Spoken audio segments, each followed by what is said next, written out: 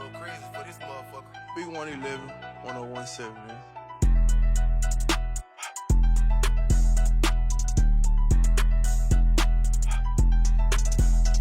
Hey.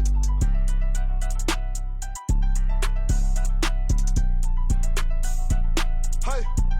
Hey.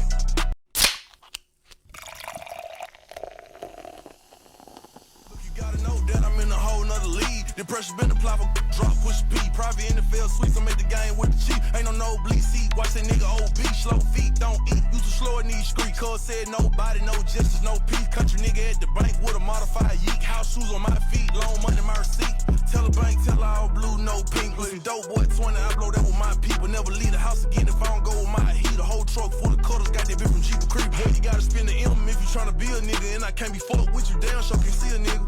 Who they go check, nigga, really see the killers. Know they upset, I'm fresher than the Easter picture. And I'm the type of nigga, I ain't never in the middle. I sleep on the floor before I talk in the pillars. When you 1 years old and he $1 million nigga, hey, if you get the picture, hey, it won't be an issue. Wonder when you gone, do they love you, do they miss you? Mama black dress, black shades, white tissue. Killer mask up, max pain, 2 pistols. And he pop jiggers, and he pop niggas. How you go lose if he got his Glock with him? Real go get a wrong game right, nigga.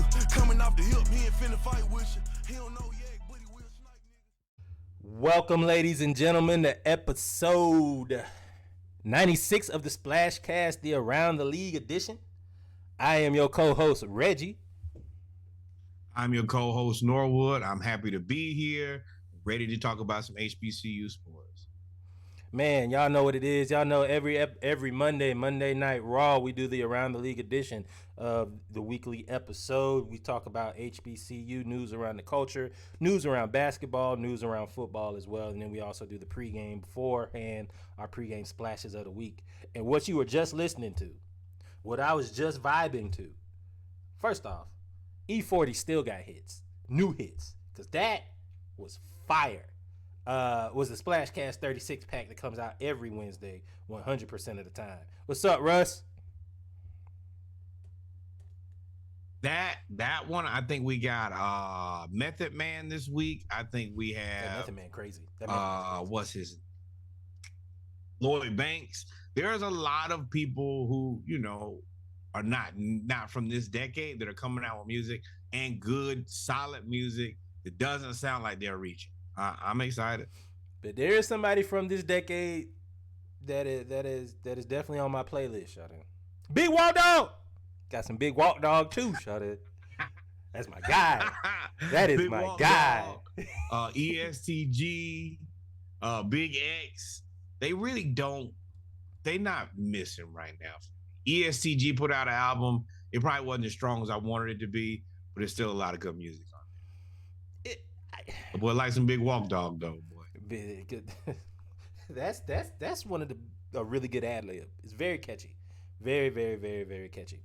With that being said, ladies and gentlemen, we're gonna jump right into our HBCU news around the culture. Man, we start out with some somber news. What's up, AJ? We're gonna send out some T's and P's, thoughts and prayers to the late great Willis Reed, Grambling State University legend. A call back to a previous episode where we reported that Grambling actually honored him by naming the new court after calling it Willis Reed Court at Grambling State University. They did it just in time. He is best known as the captain of the New York Knicks. He died Tuesday of congestive heart failure at the age of 80. Awesome prayers. Wonderful, long, well-lived life. HBCU legend. Make sure you say that. Basketball legend. HBCU basketball legend. It was Willis Reed that came limping out during the finals to get the crowd going. I think it was Game 7 of the finals to get the crowd going for them to go ahead and get their first and only championship in history, thanks to Willis Reed and Walt Clyde Frazier, amongst others. Walt still got them jackets. Still got them jackets. Real quick. Shout out to Howard University, man. Howard University becomes university rugby looks to grow. Howard is trying to grow the rugby club and actually make it and get it to be one of the sports sponsored at Howard University, and also trying to grow the women's game at HBCUs. Um, for as much as we hate on Howard, and I won't even say hate, we tell the truth. For as much as we joke about Howard, um, they are hitting it out of the park sports wise. That athletic director, you guys might need to get him a raise. Between swimming, basketball, football, and now you have other clubs getting exposure like the rugby team. They are doing it. Correct. Right. And was it women's basketball? They got another team that's top tier 2 in there. But as much as you like trash, the men won the MEAC. The men won the MEAC, and the women good job. I'm gonna sit up here and say you did a good job. And right now, and let's be honest, the partnership with Jordan, all of this is excellent. It's well timed, and this is what we like to see out of HBCUs and what we would like to see more of. Nice work, and congratulations on growing this game. And that rugby sweater is tight. It is. That rugby sweater. Sold me right there. Sold me right there. That is tough. That should be one of the number one sellers out of the bookstore, if you don't mind. If you really want to be honest. So shout out to Howard, man. They're doing big things. We're always gonna let you know. Yeah, how? You wear that? We all black. I would too. I wear it. Only like that's a rugby sweater. Hey, as soon as we get a rugby team, then we can talk about not wearing how a rugby sweater. That's true. And as soon as they get a sailing team, they can talk to us. Which you ain't gonna happen. That's fair. Moving on, man. Moving on. So with this is a great picture. Staying in the MEAC, I came across an article talking about glass ceilings for black head coaches. And that is black ceiling. But I say both of them fit. What you see right there is Lavelle Moulton, who is the coach of North Carolina Central, who is pretty much they have been the class of the MEAC for the last decade. For whatever reason, it ain't for whatever reason. You know exactly what reason it is. So the article talks about why all of these other coaches from smaller schools can get opportunities to move up to mid-majors, and then mid-majors can move up to major college coaching opportunities. But black college basketball coaches can't do that. We all know is the and I'll let you go. The article talks about, because they actually did a panel for 28 athletic directors of major college to public white institutions, and they all said, they're not ready. They haven't shown that they wanted to be hired. What was another quote? No. The word you mean is lie. Yeah. So they basically all lied. And it's not just Lavelle Moulton from North Carolina Central. You know what I mean? You lied. You got Robert Jones. Recently, you've got Norfolk State's coach, who has made it to the tournament for 2 years in a row. I mean, you have that's just the MEAC. You still got the SWAC that you could talk about too with Texas Southern. So it's wild, crazy, and also very true that black coaches have a glass ceiling, especially in basketball. Maybe more so, or just as much so as in football. Maybe more so. I think that it's probably worse because there are fewer opportunities. But it's the same. It's very similar to college football. It's the same thing that we said when they immediately called for Deion, and he really didn't win much, versus Eddie Robinson Jr., who I think is just as qualified as far as coaching. And if you look at coaching career, his career is better. But one of those guys immediately gets a call from Colorado. Eddie Robinson Jr. would never probably get, I ain't gonna say never, but it'll take an act of God for Colorado or somebody of that level to call him next season.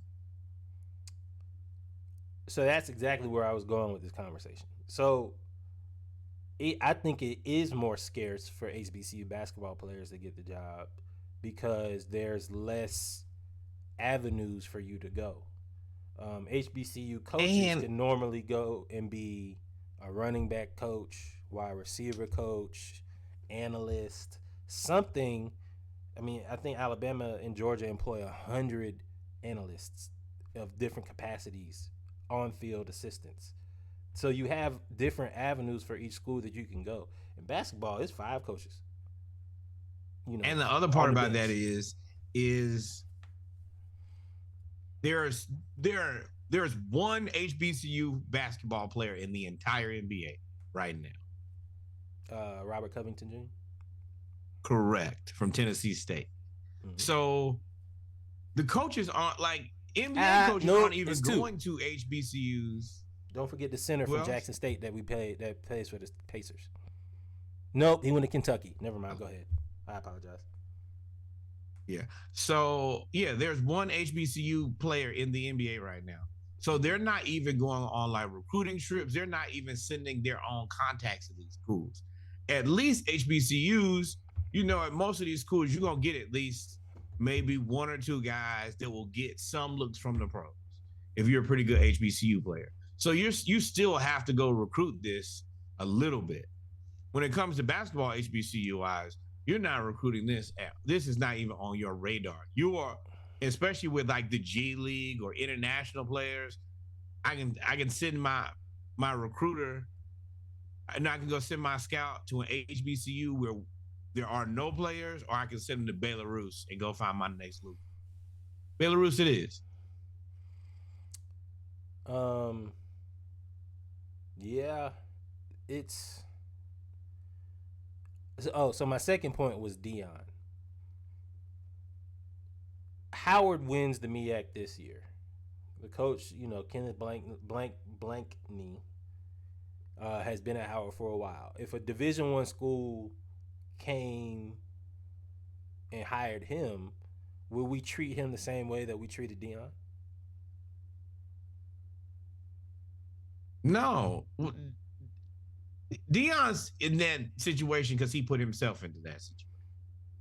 We want to see everybody move on and do better. We want to see coaches, you know, rise through the ranks. We would love to have an HBCU coach. Shout out to Coach Huff at Marshall from Hampton. Also, shout out to Latrell Scott. He just went to Maryland, and he's going to be their running backs coach. We have no issues with people matriculating, getting to better opportunities. We have issues with you selling us God, Jesus, and building strong men, and then dipping. Yeah, I agree. I think it was the message more than anything. But yeah, like I said. So you also made wait. You made a point now. You said Eddie Robinson Jr. has had a better coaching career, but Dion got hired. So you're saying you think Dion got hired for mostly other reasons that don't involve coaching. Yeah, Dion is the biggest hire they've ever had. It's the stuff that comes with Dion.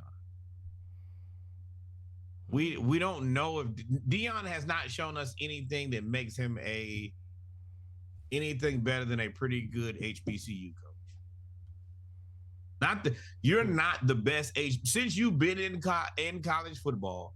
You're not the best coach in HBCU. I'm sorry. I don't think so. Who's better? Oh, well, I mean, they have lost the Celebration Bowl. So you got Buddy Pugh at South Carolina State. And now you got you gotta beat somebody before you just get, oh, I'm the best. Well, I mean, he's undefeated in the SWAC now for 2 years in a row. Now that's like going undefeated in the SEC and then losing in the Hey, that's like getting to the Western Conference Championships 2 years in a row. Congrats. No, it's not. It's like getting to the finals. It's Yes, basically what LeBron did. Right. It's like getting to the finals and losing 2 years in a row. All right, you had a pretty good team, but you lost twice. You couldn't seal the deal.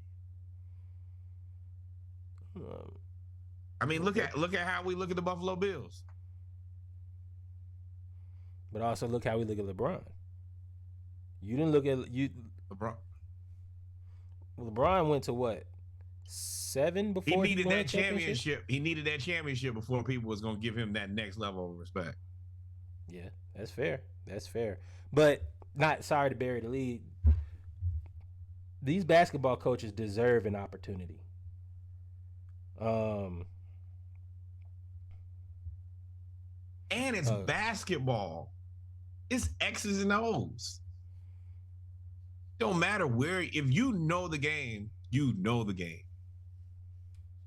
Well, I think next is you have to figure out a way to get your players, and I think that probably I'm not gonna say it probably will, because racism and discrimination is always gonna be there. But to eliminate the excuse, one or more of the other excuses, is you got to find a way or to get more HBCU players opportunities. I don't know how you do that. I'm not saying they're not getting it. I'm not saying they're not doing something.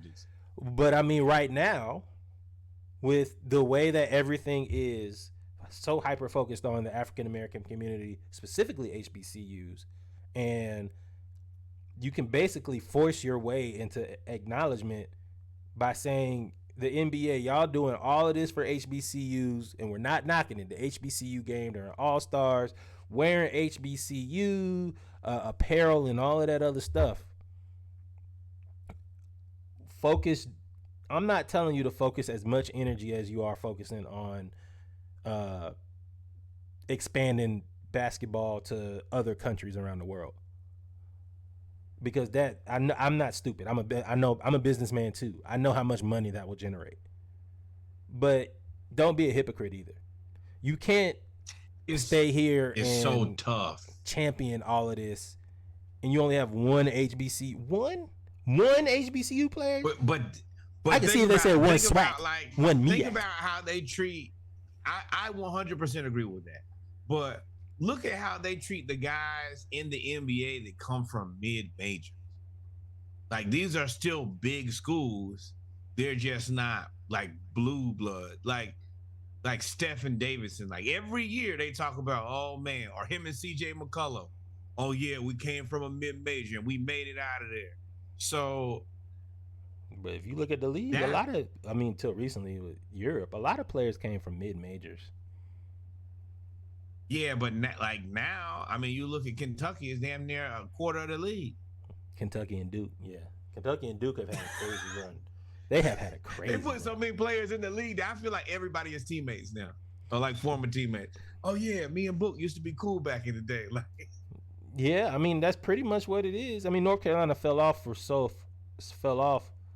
badly for so long. But yeah, Duke and Kentucky early in the 2000s and the mid to late 2000s, and then the 2010s, Duke just went crazy. That's when they had like Kyrie,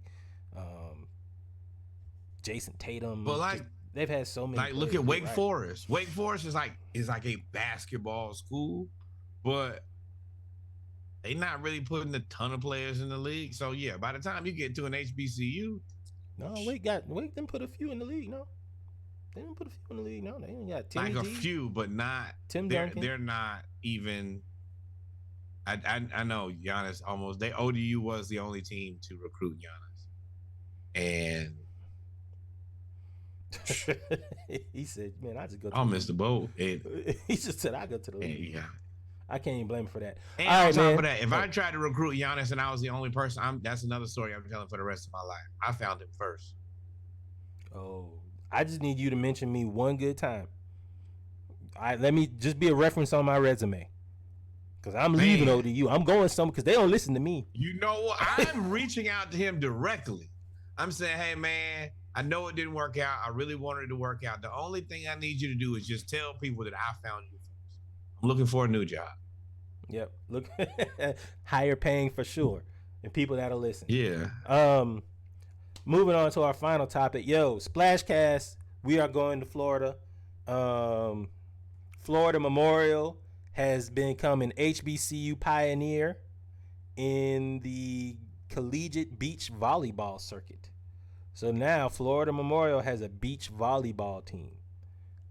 Let me tell you something. to go to school to where you can have a beach volleyball team. Just can you imagine just being on the beach all day, every day, all the time? I don't know if I can handle that. I know I can. Okay, so I actually have a few things about this. Number one, shout out to Florida Memorial, aka Flomo, for the people who know. More black beaches. That's the next place I want to go. More black beaches, more black. I know y'all used to hit me saying more black baseball. Definitely more black beaches in this case. I also don't think that this is well thought out. Y'all gonna let this HBCU become a powerhouse in beach volleyball. I mean, yeah. And, how else you gonna practice? Yeah, this is. It's only a few teams that can practice. Unless you're gonna bring in some sand. And we are. Oh well, no, man. Number one, every school in the state of Florida can practice. That's for sure. And there's plenty enough competition out there between California. Can you practice at FAMU though? I mean, in the swamp. I guess. Swamp sand. Yes. Yes. It's hot. You don't need water. Is not mandatory, Reggie. This is not. I said sand. Not sailing. Sand. Yeah, but you can put sand outside in the water. Yeah. That's what I was saying. They could buy sand. I said that earlier. I said you could buy sand. Yeah. Yes. I can cut my face off. Yes. But this is great. This should be an excellent team. And yes, we will follow up on this. Yes, Hampton, Buckrow. Buckrow, baby. Buckrow. Y'all might have to wear some cleats out there. Yeah. You're going to step on something. You're going to step on something. And then with tetanus on Buckrow. Buckrow was, you know what? We're not going to do that. Buckrow was a nice little honeycomb hideout while y'all playing. We are spoiled and privileged that we would have a beach and live on the water and have the nerve to talk about it. My apologies. We are going to do better. We are a better podcast because of you. Like, follow, and subscribe. Sure. Buckrow you still get some shit. Walk on Buckrow. You say what you want. Well, TSU be right down there Galveston. Oh man, but shout out to Florida Memorial, man. And then you got Edward Waters down there. They'll probably do something similar pretty soon too. I can see that as well. All right, man. And then I think that is it for us. We've come to the end of the HBCU segment of the Around the League edition of episode 96, Monday Night Raw. We are now going to get ready for our two longest segments. Pause. Our two longest show segments. Basketball and football. Got a lot to talk about in basketball. We've seen the female Steph Curry.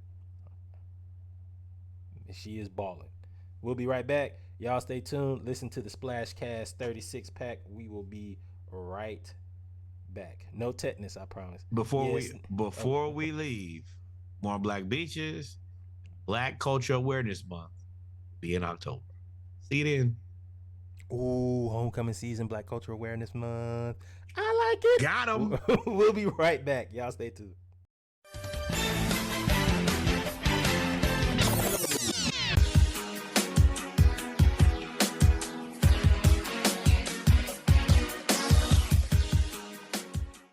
Welcome back, ladies and gentlemen, to episode 96 of the Splashcast Monday Night Raw. We are now going to jump into our basketball segment of our News Around the League edition of episode 96. Where are we going to start, man? 96 of them things. 96 of them things. Where are we going to start? Start with what I told y'all last week. That's where I want you to start. That's exactly where I want you to start. And like I said before I was rudely interrupted by the NCAA, what I was saying was college basketball is not a good representation of the product. And that's the reason that nobody wants to watch it, including me and DeAaron Fox. And I want to thank my brother for saying that on my behalf. So the last thing what was the last thing you heard me say? Nothing? You were talking? It's been okay. So I'm gonna respond to that.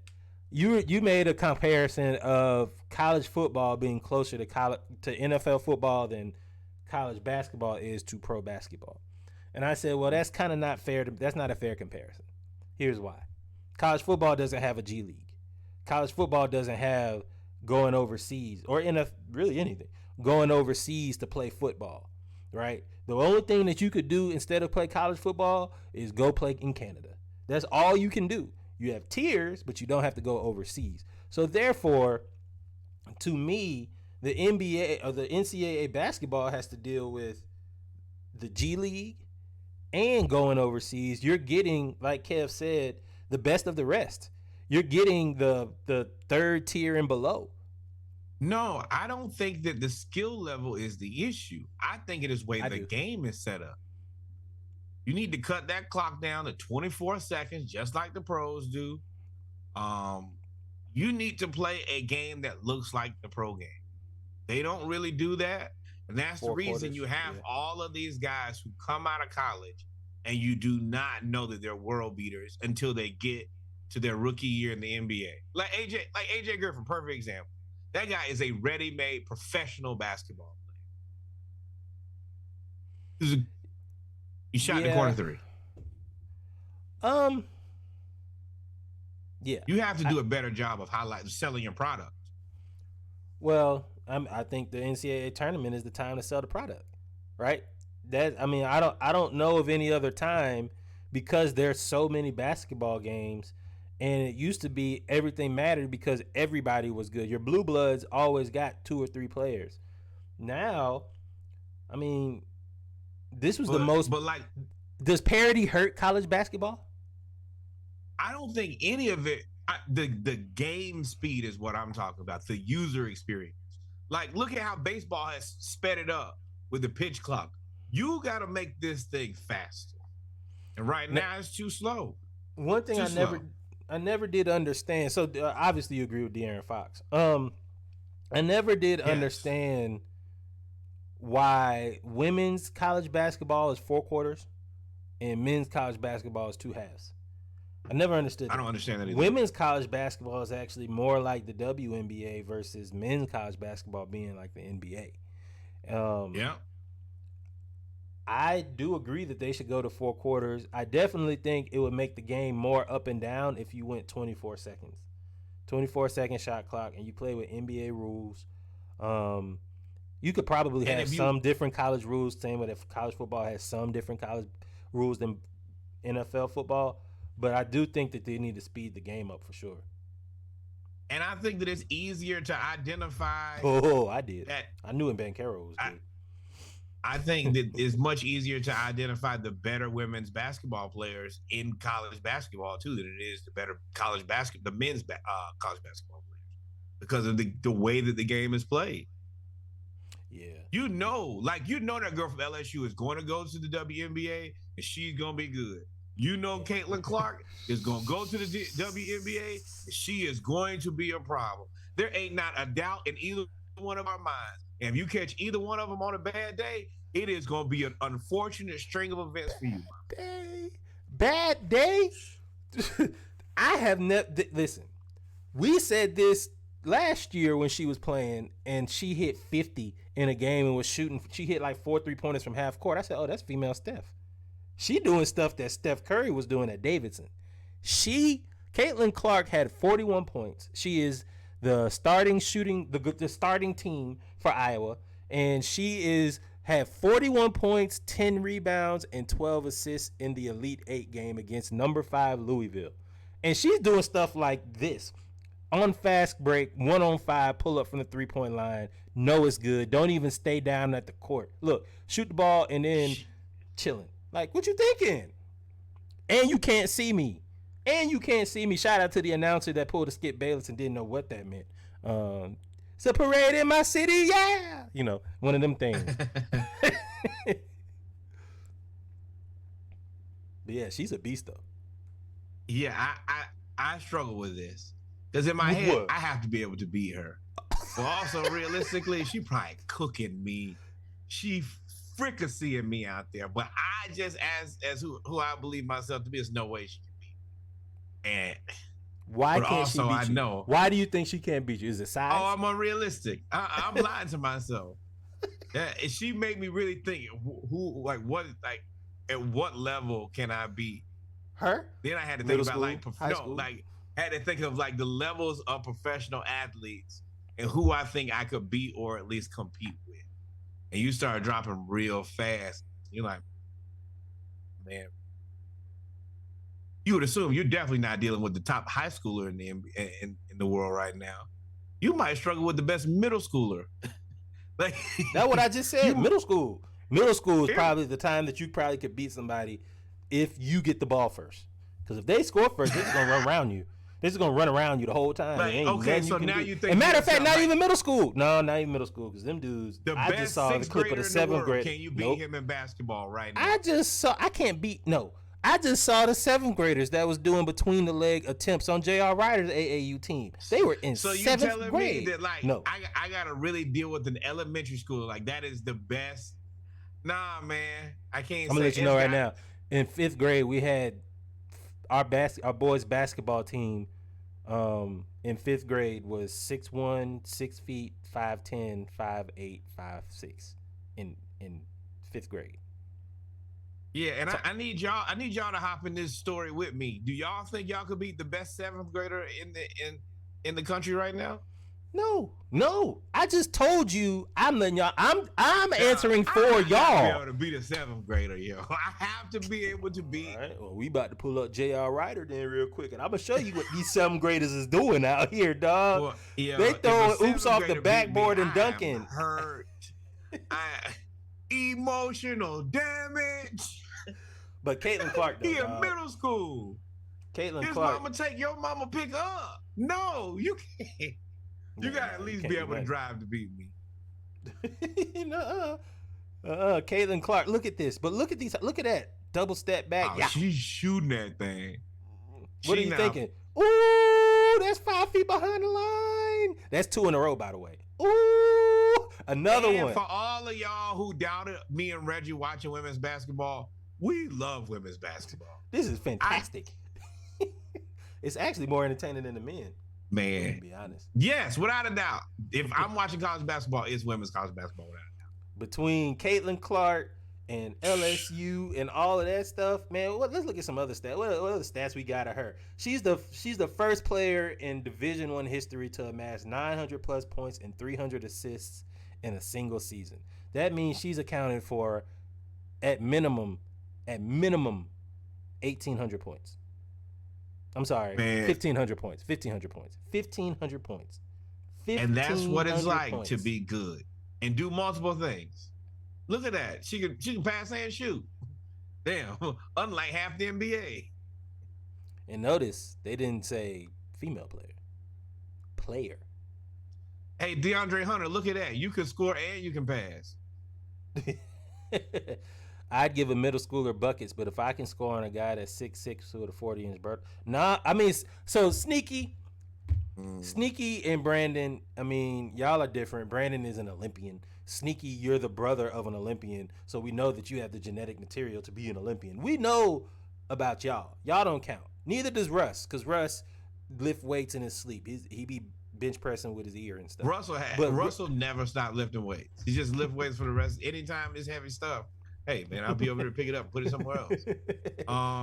But apparently y'all sideboard people, I'm talking about, regular people. I don't know if I'm beating them seventh grader, dog. I'm they beating the seventh grader. And I may be irrational. And I think that I can beat Caitlin Clark even though I would never play her. It's just certain things. I would never. Now that's the right answer. I would never play Caitlin Clark. I wouldn't play her in a charity game. I don't need you even shooting over me. My own personal confidence, I have to be able to just say yes. Okay. And if they ever ask you to play, you gotta be like, well, damn, I gotta play you, huh? Well, then let me ask you this: How secure? How is your pride? How is your pride out there then? Because your pride gonna get hurt. Your pride gonna get hurt, dog. You go out there and play against Caitlin Clark, and when we get to NBA, we gonna go to you want to know why your Ogun pride is hurt? Bawale? 'Cause even if you're happy that you won, you still lost. Because you beat a girl. Like, and you beat a 20-year-old girl. You ain't even beat your big old age. You 36. You beat up a little 20-year-old girl, and I'ma say it.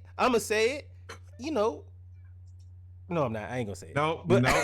Stay out of that. Stay out. Get out of there. Get out of there. Ain't no reason reason for that to be opened up.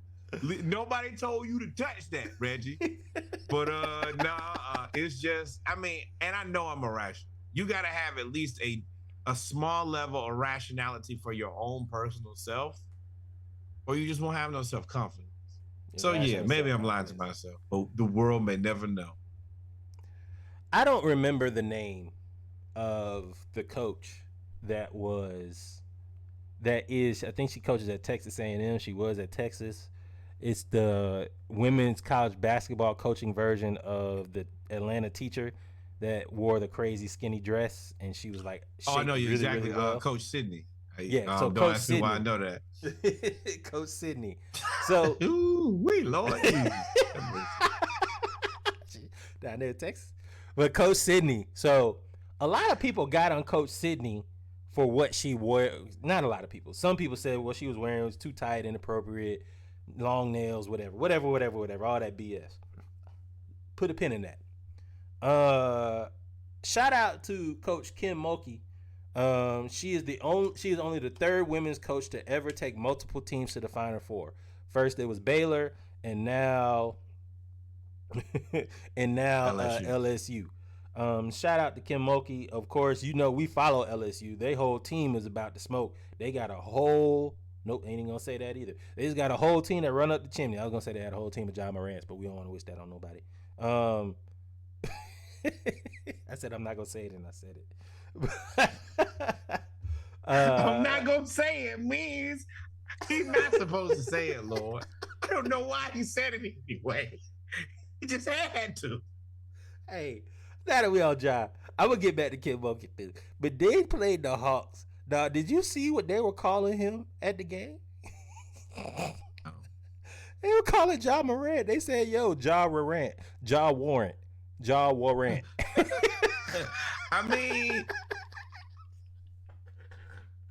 that's what happens when you show them. When we told you not to show them on this very podcast.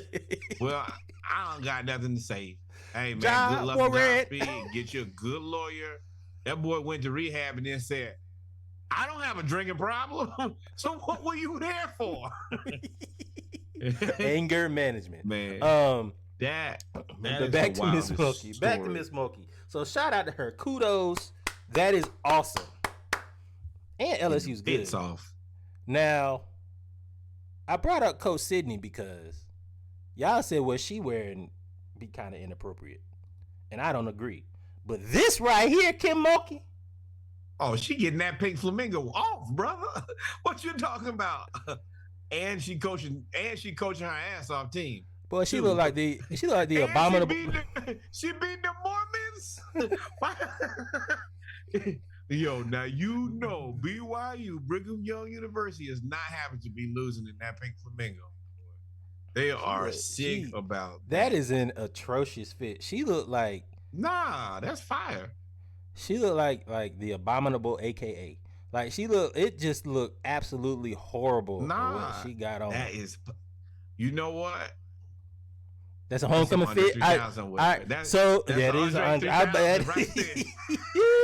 All right. Yeah, that is definitely Andre 3000. But that's a horrible fit. But if you like it, hey, for those, I'll make you a deal.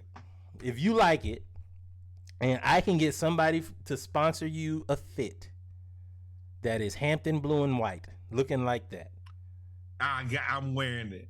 You wearing it to homecoming? Man. You think I wouldn't? Yeah, I think you would. Man, absolutely. I'd be in that thing with like Ric Flair with no shirt on, just the jacket. You have a whole entrance. Have a whole like a 70s R&B singer on that thing, man. Bet you by golly you are. Nah, I'm playing. Hey, your favorite uncle had just stepped down, man. Y'all ready? Yes, what I do. But hey, man, Kim Mulkey be getting these fits off, man. Shout out to her. 2 teams in the Final Four. Shout out to you. Another team in the Final Four, I believe, is the upstart University of Miami. The University of Miami made it to the Final Four. No. Yeah. No, they didn't play LSU. Elite 8. They made it to the Elite Eight. They did not make it to the Final Four. I apologize. They lost to Correct. LSU. They made it to the Elite Eight, first time in their history. But we're bringing this up because Miss Jalea Williams had spinal surgery for scoliosis, where you're born with a curved spine.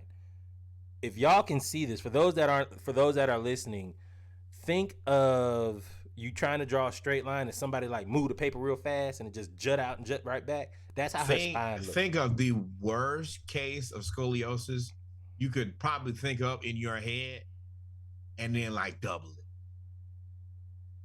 it. It's the first time I saw this, I didn't believe it. And I immediately put in the group like, "What do you see this?" And she was playing basketball with her spine like this. It's unbelievable. Yeah, you so always she ended take up the having middle surgery. school test. You go in there, you had a little nurse. They look at your back. They be like, "Oh, you good. You done." Then one person actually got a little bit of scoliosis. They go to the doctor, and then they find out, all right, he'll be okay. This is wild. I actually knew somebody. I don't have any that had other scoliosis. way to say it. Every person I've sent it to has been like, "Excuse me." I actually knew a person that had scoliosis like this, and she was in like almost a back brace. Like she was in a back brace, but it wasn't like big and bulky. It was almost like a corset. Fix my posture. Get this. But the fact that she could even walk, yeah, Sneaky. The fact that she could walk, and that's what I was getting to. That allowed her to walk, and now she was playing basketball, and we always rag on the NCAA. We always rag on everything. Boy, you a terrible person. I don't know what you about to say. You about to go to hell. She got the back Ben Simmons think he got.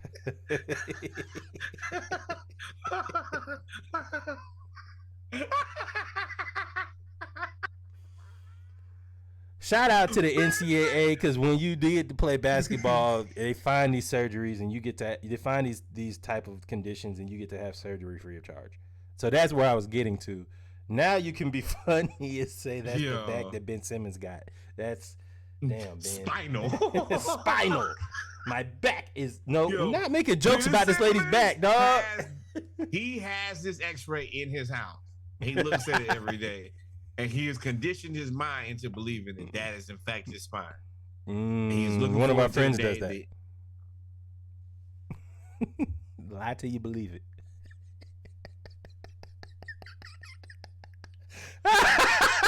Oh boy, men's college basketball brackets.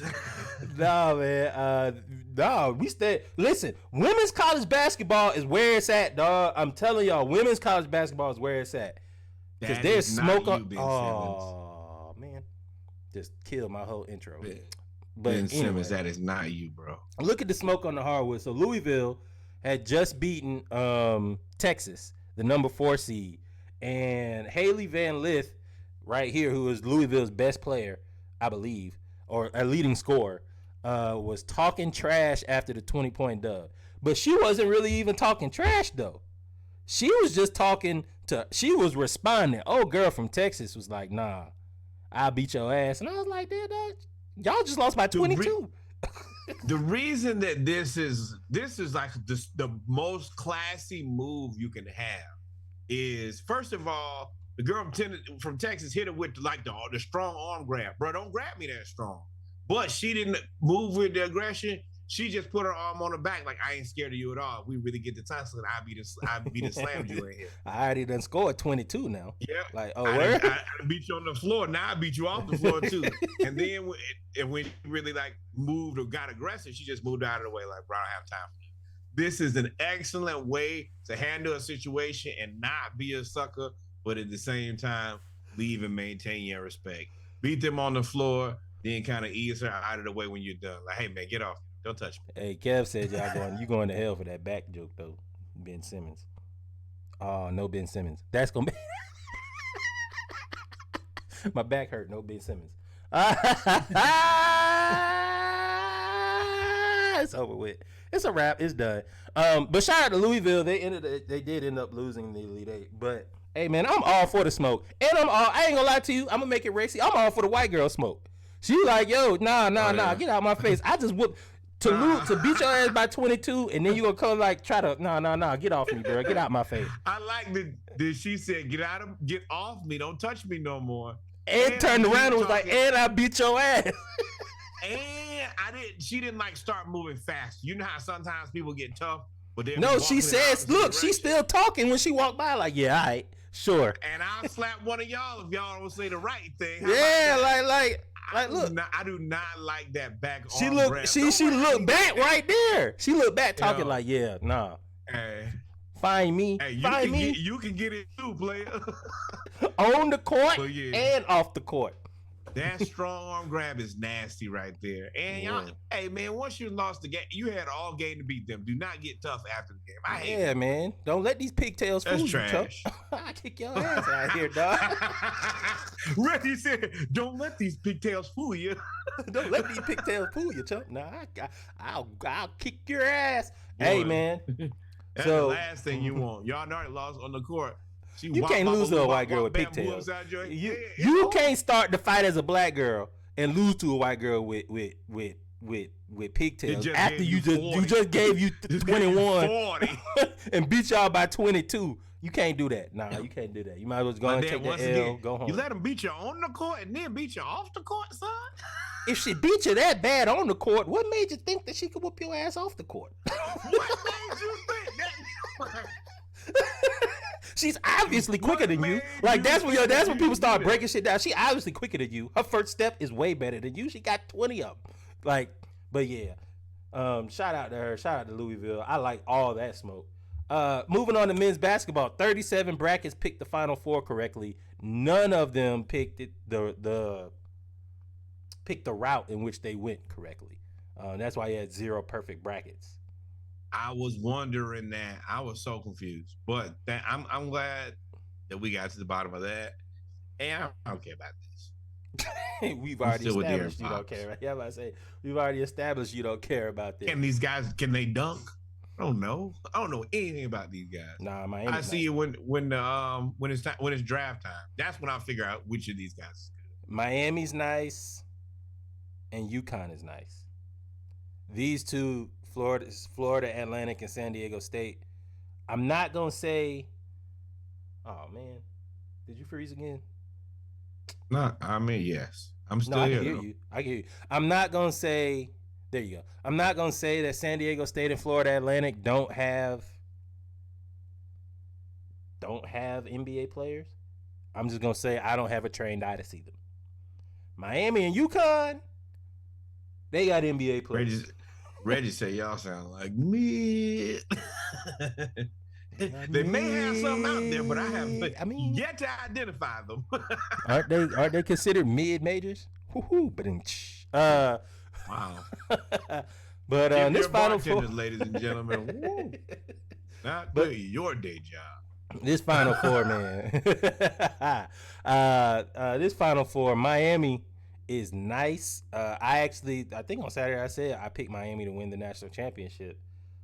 I am still about 75% certain of that, but I ain't gonna lie to you. The other 25%, maybe 66, 30, 34, is UConn is nice, bro.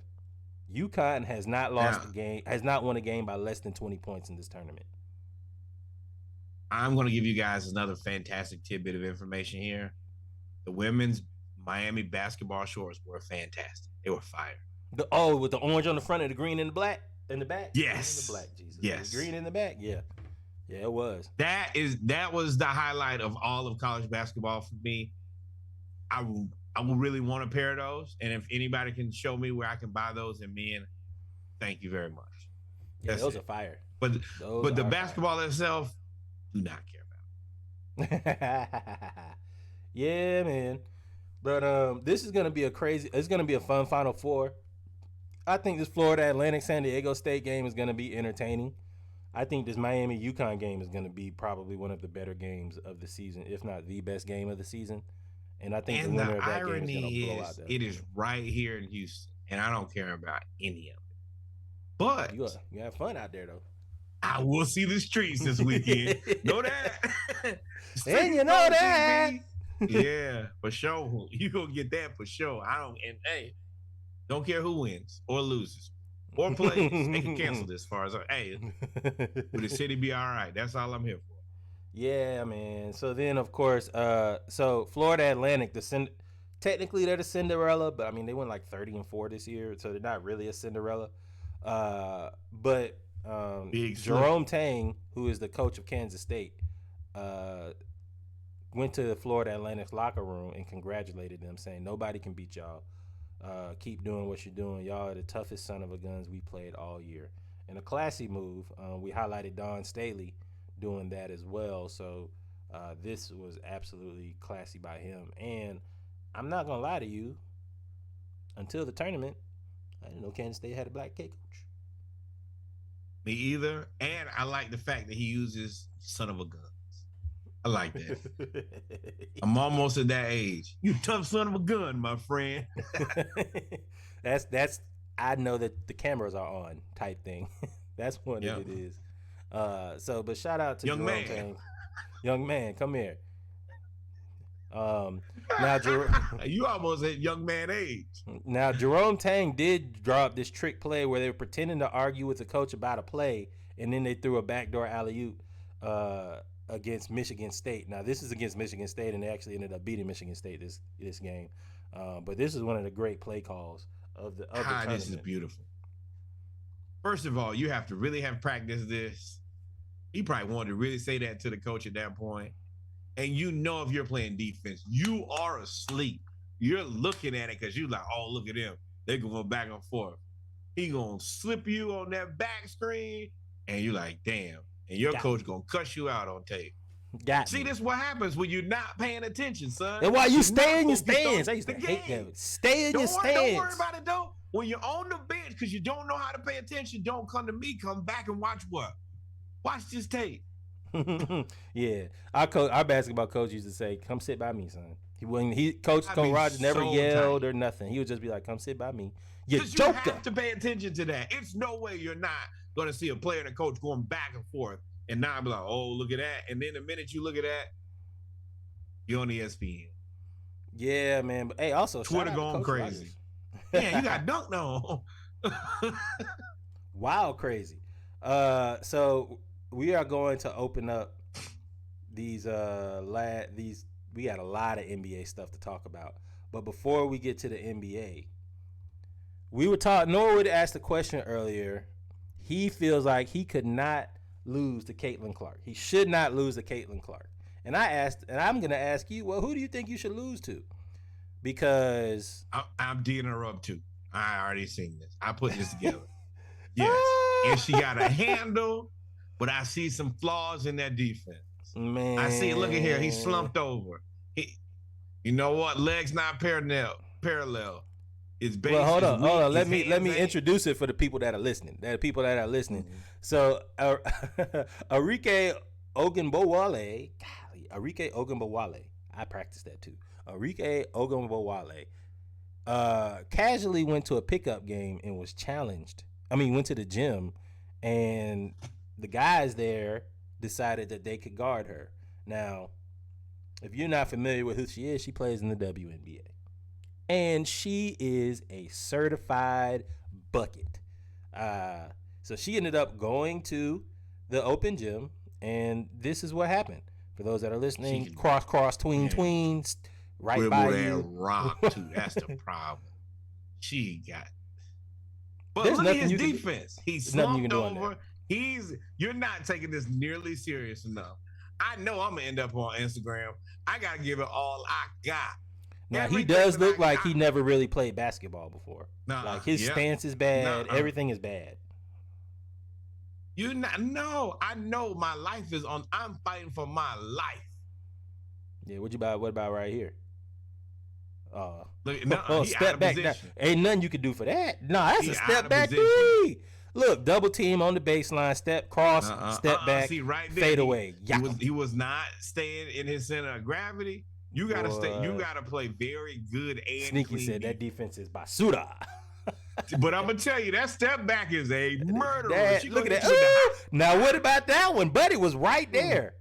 Now Y'all some suckers. Don't dap me up after you do that. Now I ain't dapping you up.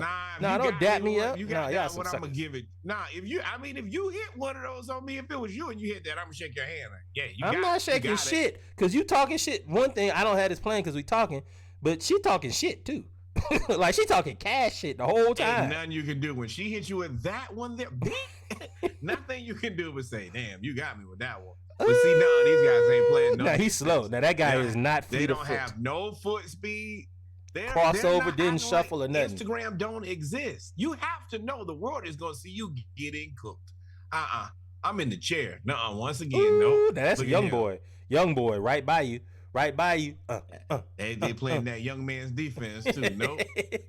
Olay! Look at that. Look how many clips there are. This is first off, or second off, whatever point we're on. At this point, if I'm on her team, I'm like, come on, bro. You ain't even gonna pass the ball. Like you ain't gonna let nobody else shoot. They might as well just play 1-on-9. And they probably she still like would girl lose. that won track meet by herself. I don't need y'all. I don't need y'all. I don't need y'all anyway. I just need it for the players so that I can have a team. But me, I got these buckets right here. The step back is crazy. That step back should be illegal. Just and it's not a travel. No. God forbid your girlfriend got better step back than you. Ooh. You didn't get no peace in that house. Oh, pump fake. That dude with the red cap. This dude on the red cap, there are 10 highlights. He is on 7 of them. Barbecue chicken, my he friend. just kept coming back, getting worked. Hey, look at this. Like, Justin Bieber, why you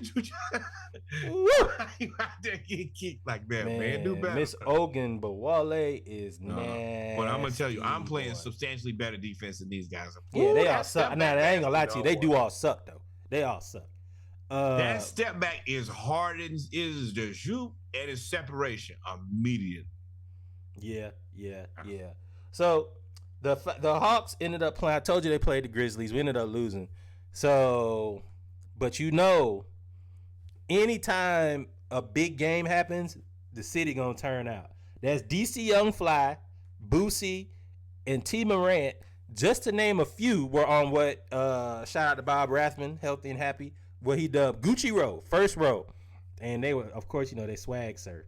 And they going crazy. And of course, Lil Baby was there, and Gucci Mane performed at halftime. So, man, this game was crazy.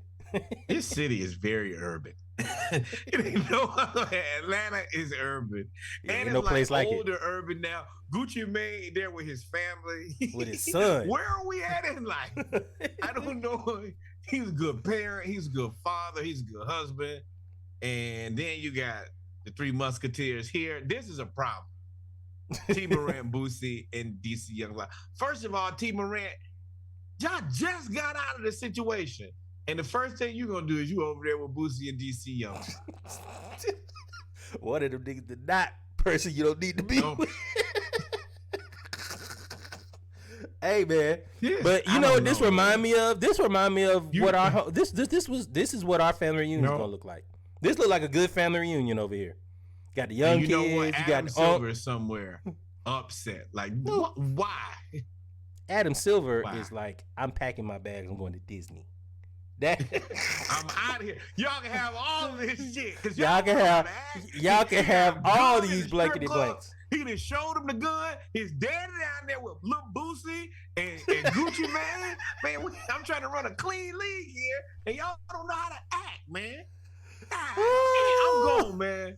I'm going to Disney World. I'm gonna live in the castle, man. I'm done playing NBA with Brooke Lopez. Oh my God! Hey, that's man, so weird. You live in Disney World, yo. Hey. But all right, let's get to some real. Speaking of people who live in Disney World, right here, the Dallas Mavericks, the happiest place on earth, or perpetual hell because they cannot consistently win games now. They traded for Kyrie. Every day, Kyrie and Aaron Rodgers become more and more the same person. So, I'm just happy to say that. Yeah, that is a good idea. Family reunion in the NBA. We've done that before. I'm happy to say that the Atlanta Hawks are not the only team to lose both games. The Spurs. Oh, to no, the Hornets. to the Hornets. To the Hornets. And it was a shorthanded Hornets team. Remember, half them players got suspended for whatever reason. Yeah, so now they had a picture of their bench, and there was nobody on the bench. Congratulations to Dallas. I think that the Kyrie Irving experiment is going pretty terribly. I think that this is fine for everybody, though. They cleared a bunch of cap space, and they'll just try again with somebody who's a little bit more not Kyrie Irving.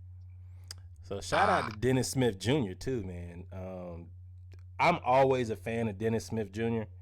because I could not figure out, or I can't figure out, he is hyper athletic. He's a scoring point guard.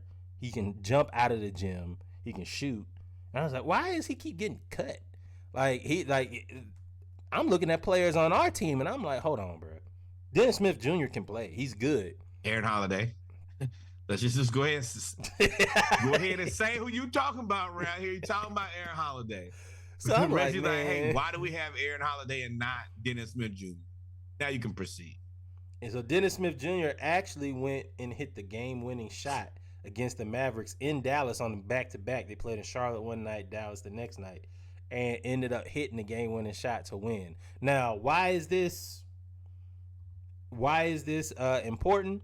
If you remember when Kyrie was in Boston and Dennis Smith Jr., I want to say, was a second-year player, him and Kyrie kind of got into it, and Dennis Smith Jr. said, Kyrie, I beat your ass. And it was caught on tape, caught on film, and everybody talked about it.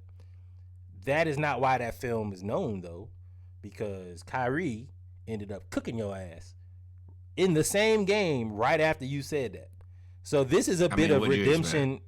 This is a bit of redemption for him because he's always going to have smoke for Kyrie. Kyrie is always. Hey, and let me be very clear. I think Dennis Smith Jr. is a very good basketball player. I know he's not as consistent as I would probably like, and I think he's a little undersized. But I do think that he's better than players that have been on our team because they had some trash on our team. And just, you can do whatever you want to. Just know Kyrie is a substantially better basketball player. But when you hit the game winner, and flex on him. Yeah, because that means he can't come back at you. And that was the end of the season. Hey, enjoy your W, big dog. Because I'm going to let you know next year, and one thing we figured out about Kyrie is he don't forget. He do not forget, and he cooks. He going to embarrass you, bro. Bro. Hey, man, speaking of cooking, let's get to these Lakers, bro. Let's get to these Lakers. I've been waiting on this one for a long time. Dog. Pat Bev is like, it's crazy how a lot of people hated Pat Bev and now people like him. Like he is on the other side of resilient. He's resilient.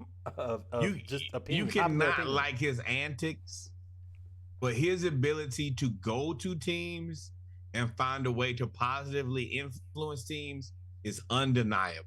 He's like your broke man, Jimmy Butler. He's no real skill or attainable thing at this point that he's just really good at or proficient at. But he makes the players on your team more confident. Yeah, man. And I like how some people perform under pressure very well. He always puts the pressure on himself without putting the pressure on the team, right?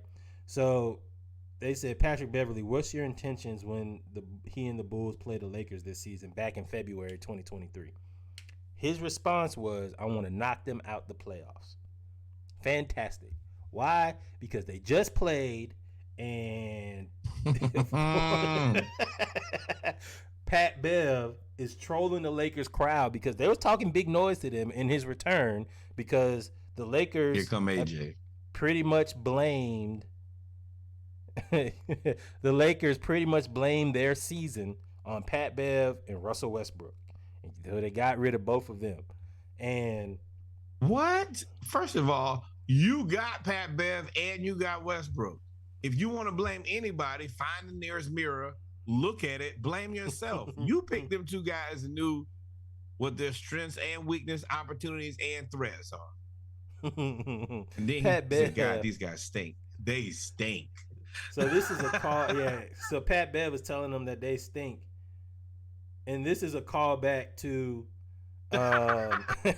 So when he was in Minnesota, damn, they were talking a lot of trash to him when he was in Minnesota, and you remember he did the same thing to LeBron. He said LeBron stink, and you remember he had smoke for LeBron when LeBron was with Cleveland, and he was with the Clippers, and he got the ball knocked out of LeBron's hand. That was with the Lakers. Got the ball knocked out of LeBron's hand and said it's over with. I lock anybody up. Pat Bev is king troll. You gotta like Patrick Beverly because when he's on your team, he's on your team. But when he's off your team, anybody can get it. And everybody, that is the school that I come from. Hey, anybody can get it. And so Pat Bev then responded, continuing the troll after the game, says, yo, the Lakers weren't utilizing me correctly. I was a spoon and they were using me as a fork. Which is hilarious. Bro, somebody said, bro, trying to be philosophical and all. But I get what he was saying. I don't. Get it? It doesn't make a ton of sense, but it also makes a ton of sense. You understand the point, even though yes, how you got to the end result. You know really what? The greatest.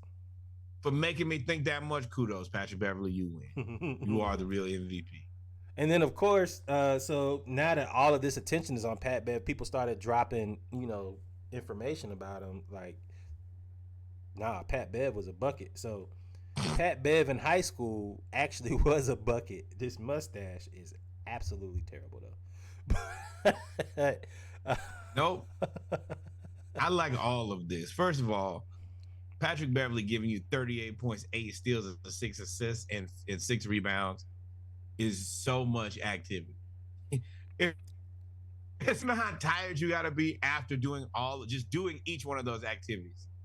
You got to be gassed. Pat Bev averaged 37 points, 8 steals, 6 assists, and 6 rebounds in high school as a sophomore. And Pat Bev is not from Wyoming. Pat Bev is from Chicago. And the ability to grow this majestic mustache in high school. With no facial, with nothing else. No sideburns, no beards, no nothing. He was in middle school buying beards with a mustache like this. You look like you go to Home Depot 2 times a week with a mustache like this. That looks like the Patrick Beverly version of Cliff Paul. Like that looks that looks bad. But it's hilarious. Hey, big dog, you have put a French drain in before somewhere. I worked on a carburetor. Worked on a car. Got a pack of Newports in his back pocket. Can remove an alternator. Man, drives a martyr bus. But but Pat Bev, wild.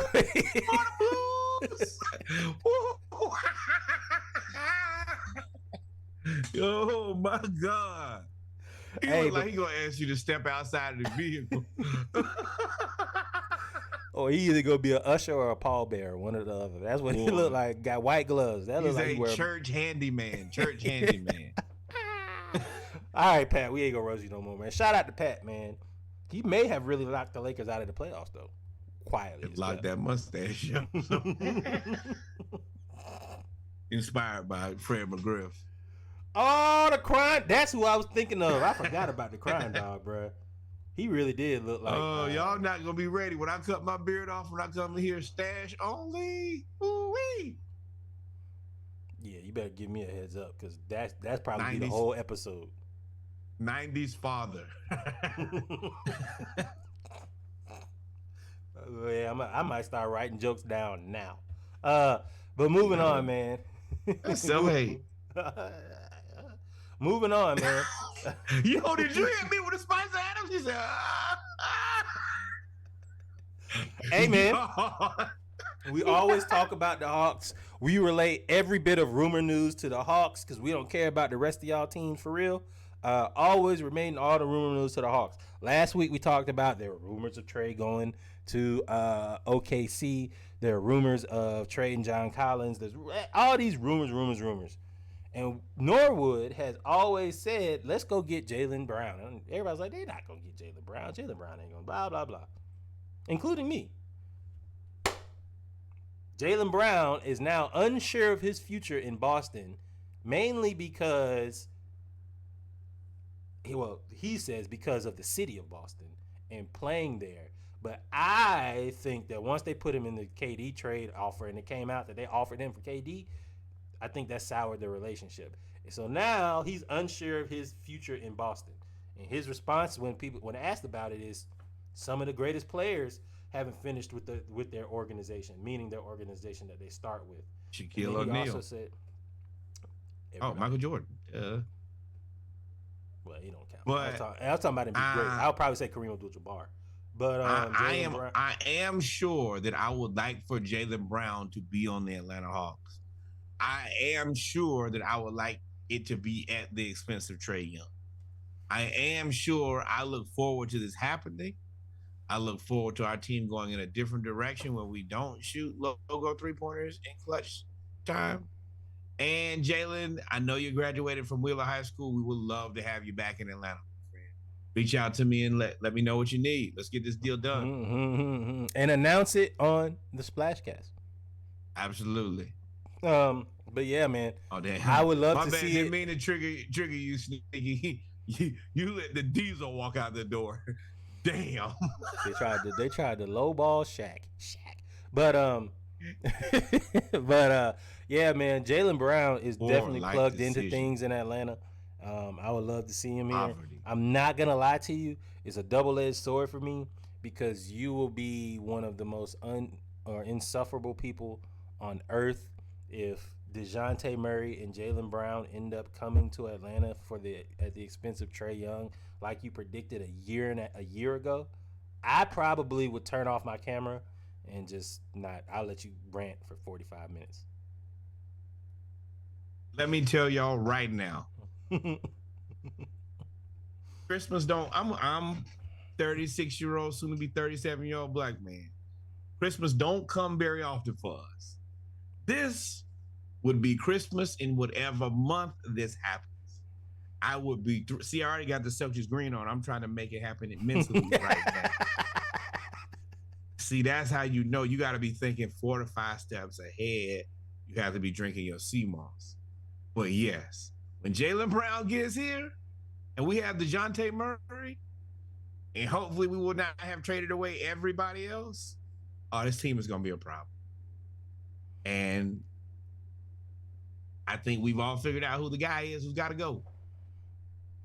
Somebody just got to do it. Pull the Band-Aid off. You said that they can't do it because they fired Slink and Nate for basically agreeing that Trae got to go. I'm telling you, after this last game, and you saw it. You called me because I didn't want to tell you, but your TV was behind me. And you was telling me, he was like, yeah, I pressed he really did it. He really did it. He really shot a logo 3.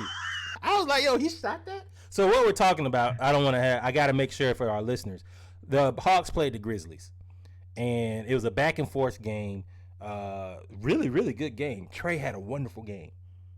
All the way up to 2 minutes and 38 seconds left with the Hawks down 3.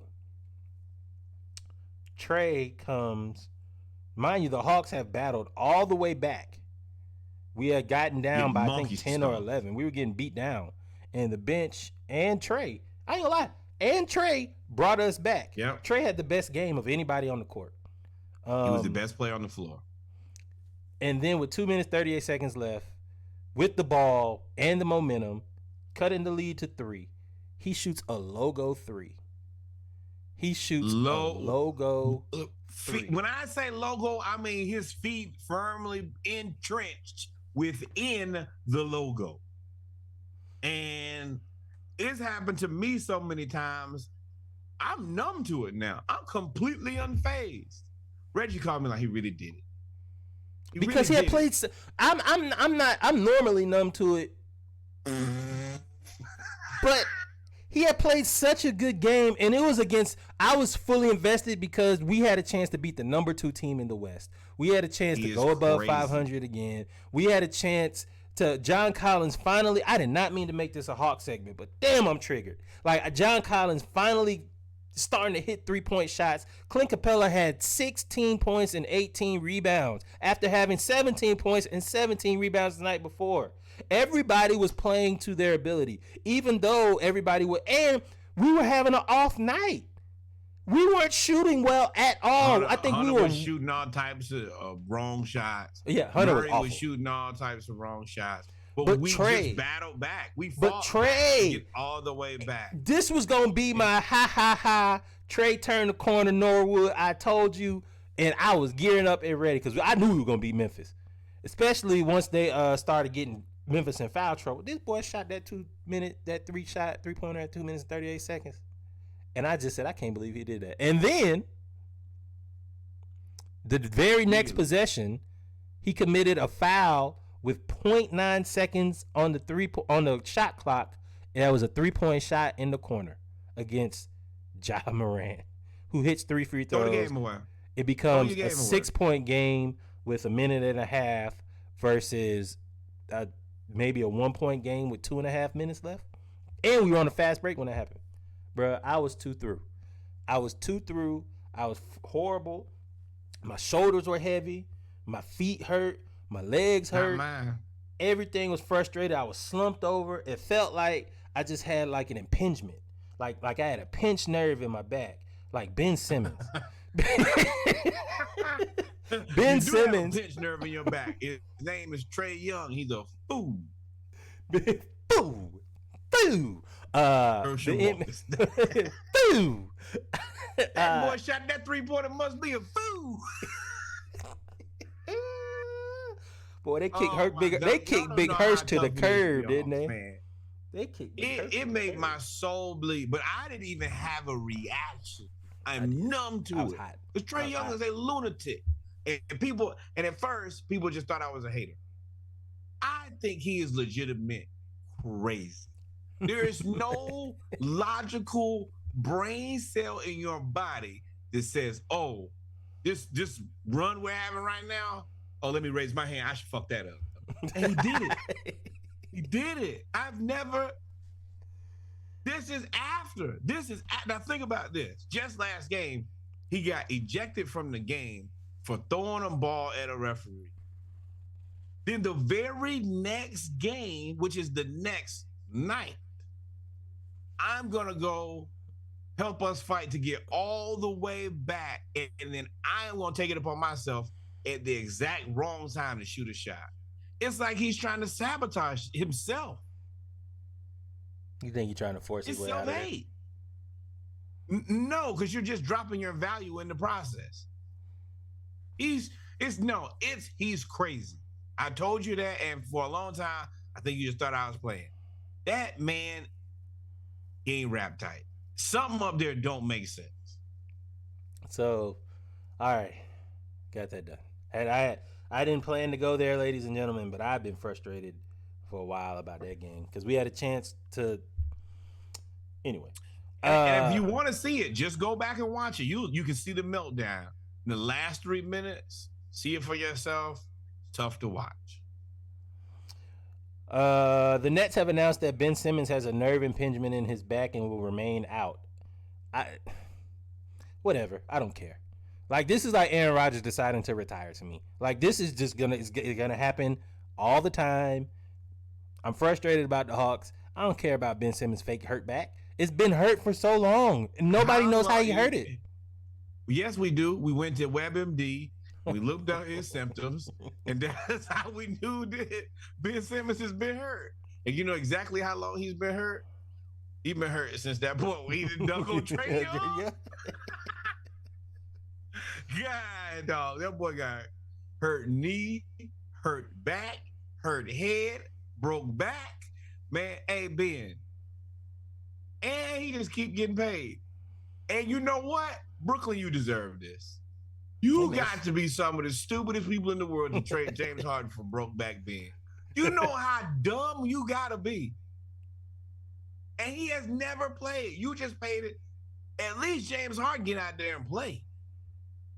You traded him for a guy who you haven't even seen on the floor, and you linked him for how many more years? A contract you can't even give away. Who do you think would take Ben Simmons right now? The Jazz. Hell no. Not sticking him next to Lauri Markkanen so he can. No. That back injury he got is contagious because it's mental. You get over here telling my players they back hurt too. I was saying the Jazz because because you're gonna have to pay somebody to take them. It's gonna be like a Russell Westbrook. We'll give you a 27 and a 29, and you have to take him. They don't have those picks because they already traded them away. All those picks that they would trade are in Houston. Trade him to Houston. Houston not even letting him around these young assets that they got. Where he gonna fit? Next to Wembanyama? No. God, they get Wembanyama. They gonna be scary. And man, speaking of them, I saw Chet Holmgren on the court, dog. This is the reason that I have to be convinced that I could be a general manager. Because anybody with any brain cells know I do not trade for Ben Simmons. Well, I think now. So, okay. No, now that we're here, Ben or Kyrie? Kyrie plays basketball sometimes. Ben never plays basketball. Ben played this year. Ben played not just as many games. Ben he played a lot this year. Kyrie played this year. I mean, they both missed games. They both had cases. No, I also need somebody who will at least attempt a 3-point. He got too many problems. You can't be injured. You can't shoot. You can barely play. Can't shoot free throws. You like the floor model TV. You the floor model TV or floor model car. Like you the floor model NBA player. You look good. You 6'10". You can dribble. You got athleticism and all of that. But there really ain't nothing there. There really ain't nothing there. You got a broke back. You know what? Can't shoot, I hate to say it. Markelle Fultz is better than Ben Simmons. Why would you hate to say that? Markelle Fultz learned how to shoot again. Markelle Fultz. Markelle said, "Hey, they gonna pay me, bro. I'm gonna get another check." Hey, like, nah, I think I'm good. Just imagine what they could have been in Philly. Imagine what they could have been in Philly. You imagine what that locker room is like with him. With Ben Simmons? Somebody got to be ready to fight him. He a big dude, though. But, hey, man. So, Joker and Joel Embiid played against each other. And Embiid is better than Joker. No, I'm sorry. The Joker, Joel Embiid, played against the Warriors and put up 46 points. 46 points, a bunch of rebounds and whatever. And he was motivated because he told DeAndre Jordan, "You know why I played like that? You said Jokic was the hardest person to guard in the league, and I took that personal." You never really want to give them a steady diet of anything because they just figure it out. He told me, he said, "You know why I played like that tonight? You said Joker was the hardest person to guard in the league." So I took that personal. And so I'm going to tell y'all, Joel's the hardest guy to guard in the league. I like and he's right. People used to call me crazy when I was like, "Hey, Embiid is the best basketball." I was on this last year. Who called you crazy? The guys that you might have been there. You was the Embiid with Embiid. I never was there. But I definitely, people call me crazy. Draymond Green, that's sure. DeAndre Jordan. Thank you, Kev. And now I don't think it. I think it goes without saying, especially these last 2 weeks. Oh yeah, Embiid is the runaway, and that defense being exposed. I think it is clear and present. Joel Embiid is a better basketball player. He running away with it, dog. Congrats, Kevin. You got the best basketball player in the NBA right now. He's doing things like look at that. I mean, he's just guard. He's a 2 guard. He's an 8-foot 2 guard. Look at that. Yeah, he didn't play tonight. All you can do is call God. Help me. Like, Lord. what are you gonna do? Like, y'all gotta understand. You are lucky that Embiid doesn't have like the Shaq mentality isn't like common, because there's some plays here that he laid the ball up that he could have just destroyed a bunch of y'all. Like he could have destroyed you right there. DeAndre Ayton, this is what you're supposed to look like right here, my guy. Nah, DeAndre Ayton never was supposed to look like that. DeAndre Ayton can't move like Embiid. DeAndre Ayton is stiff. Exactly. Ooh, what center are you expecting to look like this? Hold on. What center are you expecting to do all of this? Oh, nobody. And play defense. Nobody. There aren't a lot of 3 guards that can do this. I mean, it ain't a Look lot of at small that. forwards that can do Cross tween, step back, fade Man. away. Like, come on, dog. Ooh, nasty. We Shout out to couldn't even get Cam Reddish to do this. Hell, we can't get DeAndre Hunter to do this.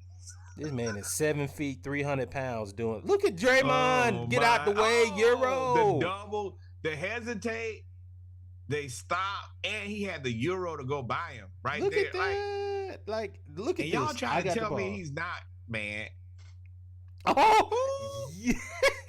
Dream This shake. is beautiful basketball. And I hate to tell y'all, if y'all go back and watch that, they show his first practice at Kansas. He was trash. Yeah, just learned how to play basketball. Terrible. He Yeah, figured just out learned how to play basketball in like 4 years. He said he wanted to quit. If I'm not mistaken, he said he wanted to go home. Yeah, was he like, said he "Oh, got crushed." Yeah, he got To dunked go on. from that to the best, when you talk about legitimate bigs, not like Kevin Durant, is there a big that has a better handle than Embiid? Not named Kevin Durant. Handle, I'll probably say Giannis. Handle, No. yeah. No. I think Giannis is just more speed and power. But he can't do all that dribbling, spinning around like Embiid. I'd like to see it. I think that'd probably be your closest. I mean, outside of those two, no. I don't know of any. Maybe Evan Mobley. I think Evan Mobley got a little bit of handle, but I ain't seen him do this. But he's only been in the league 2 years. But Yeah. He got a little handle too. He do. He does. Evan Mobley, maybe, but that's it. But ain't none of them 300 pounds. Like doing this. Like he is the dancing bear out there.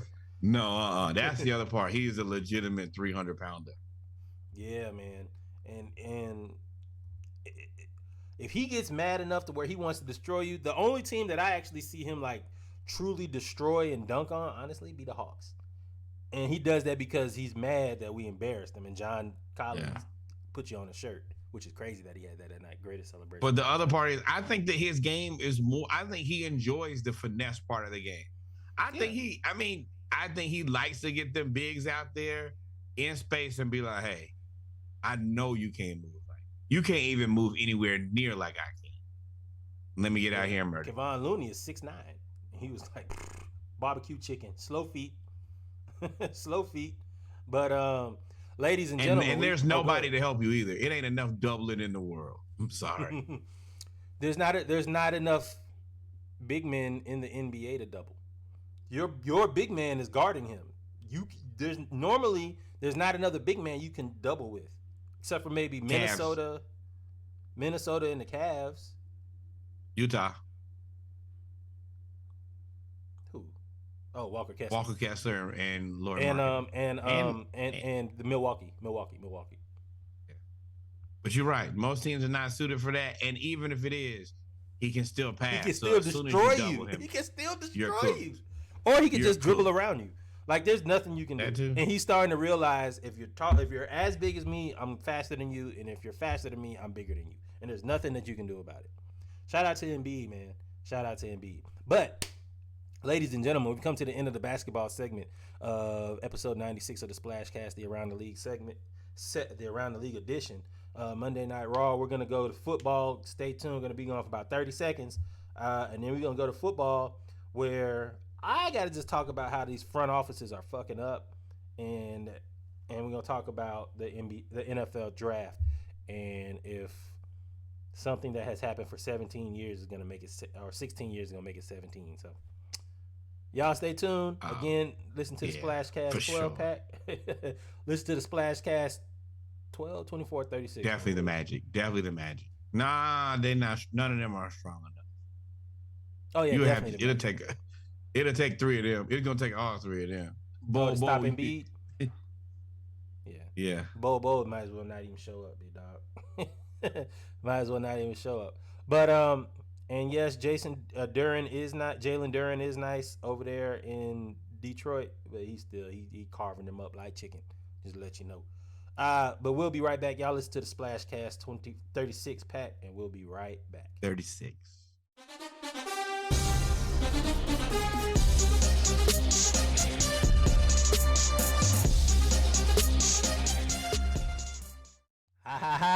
And we're back, ladies and gentlemen. Episode 96 of the Splashcast, the Around the League edition of football segment. I told you I was going to be 30 seconds. Y'all thought I was going to be gone for a while. Nah, bro, we getting out of here.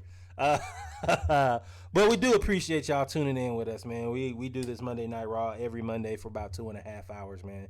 So we truly appreciate y'all tuning in. Always remember, like, follow, subscribe, and once again, Splashcast 36 pack out this week. Man. And pray for me. This pollen is whooping my ass. Don't know about it. So let's get to the football. Y'all know it's all season. Spring football is about to happen. They're covering all of these football players, and they also have had it's NFL draft season. So along with spring football starting, you have NFL draft season, as well as you have NFL pro days. The SEC has dominated football forever since 2005.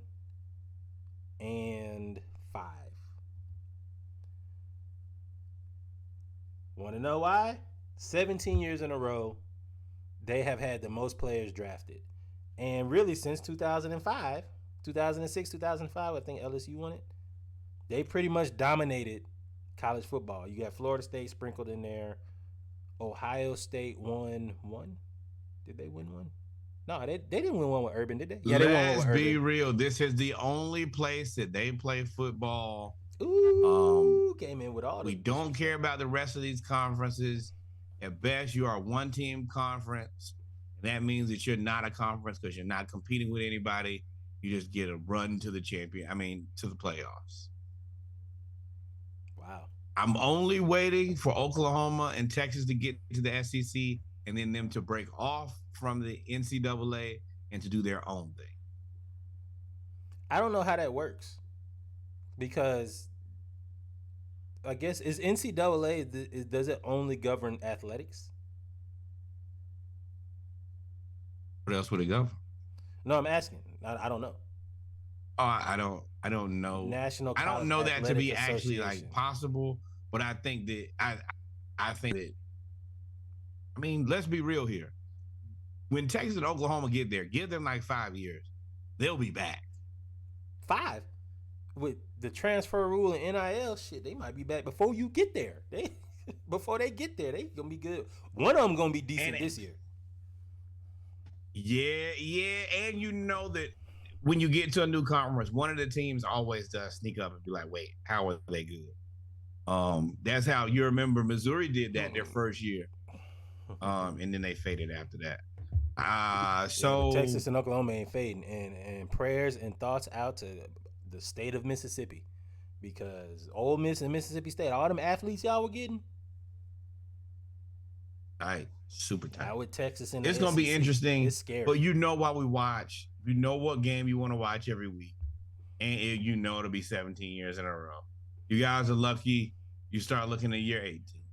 17 is already in the books. Well, year 18 might actually be even crazier. But year 17. The Reggie telling y'all look at 19, maybe 20. Maybe if you're in. I'm just following Georgia. Right, I follow Georgia, and I'm letting y'all know right now. They got 3 quarterbacks. I don't follow my team because you ain't a real fan. No, because my quarterback is probably going to be the best quarterback in the draft. He couldn't win no game. I don't know if that's a good thing or bad thing. It's surely something. Hey, man, just like you said, you used to say this about Georgia players. They always go on to have great NFL careers after they leave Georgia. Now look at Florida. Yo, at one point I'm going to tell y'all, That was the glory days too. Y'all would just lose 2 or 3 stupid games every year, and then after that, they will go on to be like Hall of Famers. They end up being this person grew up to be Champ Bailey. You like, God damn. Terrell Yeah. Davis. Cornelius Bennett. I mean, not Cornelius. Yeah, not Cornelius Bennett. Cornelius. I can't remember his name. He was a special teams Davis, player. Garrison Hurst, Robert Edwards, Terrence Edwards. Y'all had him. Yeah, we can never win. AJ Green. Oh man! Jeez. Shout out to AJ Green. He is retiring. He is retiring from the league. Just want to say shout out to him as well. But yeah, he like the Bengals waited my whole career to get good when I left, boy. Hey, Higgins, you out of here, right? Sweet. I mean, I'm riding on coattails, baby. That's all we want to talk. I just want to let you. We just wanted to remind y'all the SEC is the best conference in college football. It's not even close. You knew that. You know why you watch football? Yep. So front offices. I want to. No, we don't watch football. He can't. That's a truth. We get to the NFL. He wasn't gonna let that slide. Truth. It's truth. But so there's been some front offices fucking up. Now, we talked about Josh McDaniels saying he couldn't even get free coffee at Washington. And that reminded me of how Cincinnati does not pay for their play. What? You said Josh McDaniels. Yeah. He said Washington does not pay for his coffee. Didn't pay for his coffee. Right? And then I said that reminded me of Cincinnati does not pay for their players' meals. They don't give them dinner at the facility. They have to buy their own food. Hey, man. Pay you guys a lot of money. Feed yourself. So normally I would say, y'all are fucking up. But, I mean, nobody's fucking up more than the Ravens right now. With Lamar Jackson. Lamar Jackson has formally... What's today's date? The 27th. He has formally requested a trade. 25 days ago. Yep. You know what this is? This is when y'all broke up a month ago, and then you post a picture with somebody else, and they were like, y'all broke up? You like, I'm in a whole new relationship. Yo, that boy Lamar said, I asked for a trade a month ago. I haven't told y'all because I'm classy, but I've been want to leave. All your speculations have been correct. And the only other thing I'm dealing with is the NFL colluding from paying me all of my money. 100% collusion. I had to look this up. He said he requested a trade on March 2nd. They franchise tagged him. You what day? They franchise tagged him March 7th. So either they are going to respect it and they just say, okay, we'll tag you, and whatever people sign you to, that's the offer sheet. Whatever offer sheet they sign you, that's the baseline, right? So we sign you to that. So the baseline is whatever they offer you plus like a chick that changed her last name on Facebook. She married him?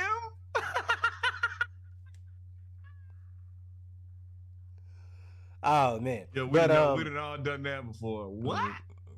Damn. Didn't see that coming.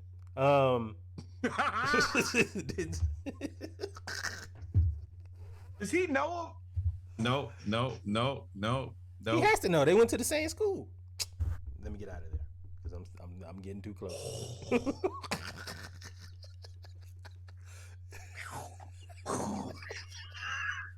Let me get out of there. Hey man, nobody knows the ways of the heart. Lamar. It's a legendary podcast moment. You ladies and gentlemen. If you know. If you don't, you don't need to. God. Keep on listening. I gotta figure out what I'm gonna say when I'm asked about this. But Lamar requested a trade. I don't know what you're talking about. We podcast so much. We podcast 8 times a week. Like while we podcast and we tell people to like, follow, subscribe. So we put out a playlist. It's so many things that happen within a podcast. So many things going on that I can't remember. But what's interesting is Lamar requested a trade on the second. Get out. Yes, Lamar. Lamar requested man. a trade on the second. The Ravens tagged him on the 7th. Oh Jesus, I can't stop that because I got the picture of him in my mind. This is one of the lowest points in podcast history, ladies and gentlemen. We are mud, ladies and gentlemen. Terrible people. But it is inevitable that it does look like Lamar is going to break up with the Ravens. And you know what? Sometimes that's the best thing that can happen. So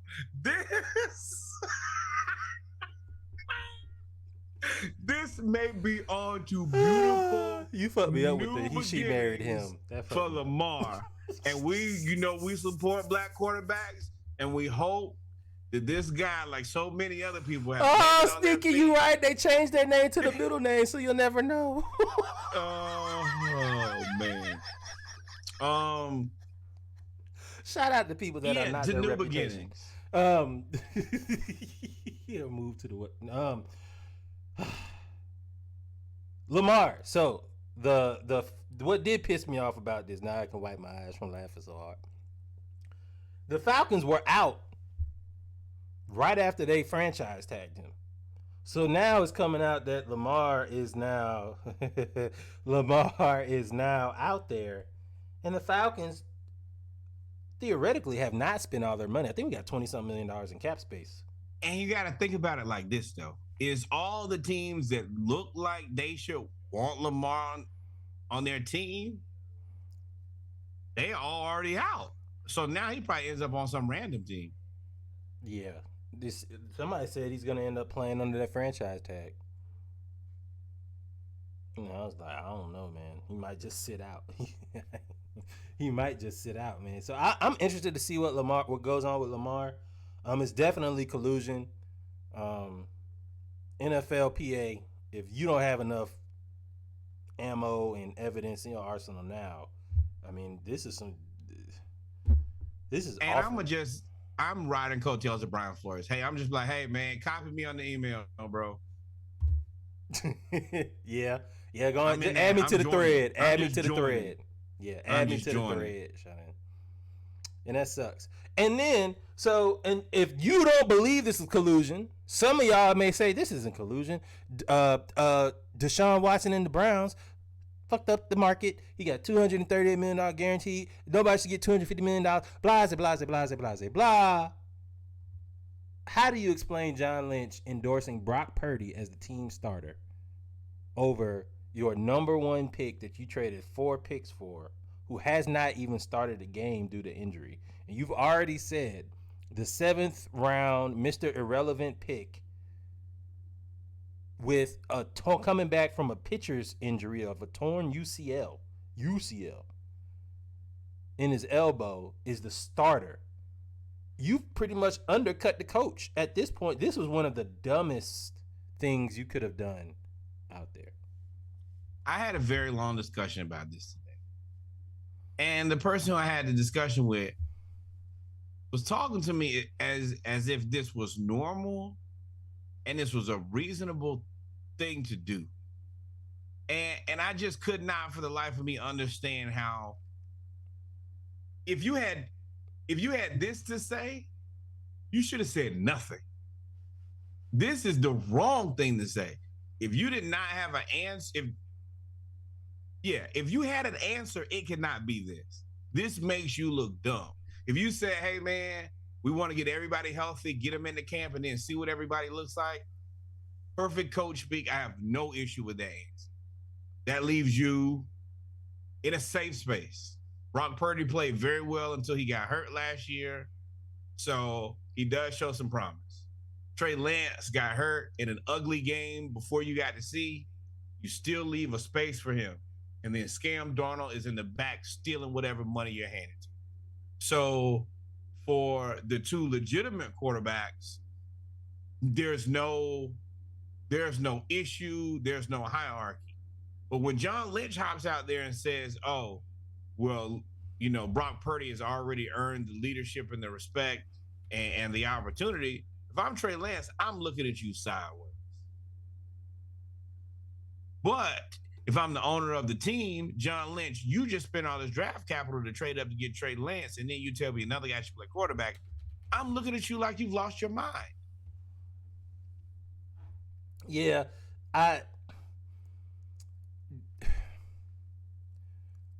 And hold on, one other part about that. That first pick became Micah Parsons. That's where I was going with that. That's exactly what the point I was about to make. I can see if you traded 4 first-round picks, like the Falcons traded a bunch of picks for Julio, and none of them really materialized to anything, right? For the Browns, you win. But the first pick that you traded went and became Micah Parsons Jr. Micah Parsons, who they're calling him Lawrence Taylor at this point, right? So. And I know your defense is good, but I'm sure you can find a place for Micah Parsons. Could you imagine that team with Micah Parsons or any? I don't know the rest of them, but what? And also, I was gonna say you maybe this is the GM